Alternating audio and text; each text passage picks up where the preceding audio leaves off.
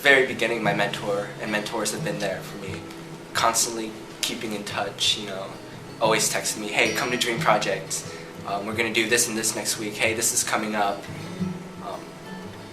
They really reached out to me and made me feel important, you know, like I was worth their time. I wanted to go to college, but I didn't know how to get there.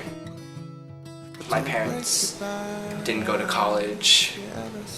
They had no idea of what to tell me, you know. They're like, oh, get into college. You know, that's great, we want you to get into college, but we can't help you. We don't know what to do. You know, so I was kind of lost. Well, Lily told me about it, and she was like, hey, you should come to Dream Project. I'm like, what's Dream Project?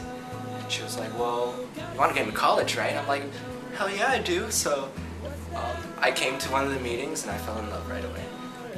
And so I started my junior year, second semester of junior year. They came in and they told me about the SATs. And they're like, you should take the SAT, we're going to get you ready for it. There's this like $1,000 SAT class, but don't trip because it's free for you, you know. So I took the SAT class, my score went from like below average to like way better. And then in the fall they worked with me through my whole college application. They told me about the personal statement, and basically they got me well prepped, and they were there for me when I had to do my essay, and they were there to look it over and say, hey, this is what you need to do, this is what UW wants to see.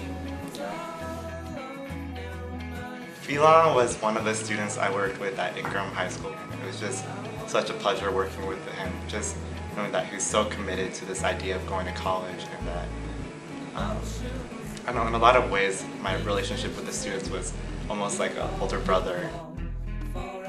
The power of, you know, always being there for your mentee or whoever you're working with, and just having that unconditional support, I think that's one of the main things that I take out of it.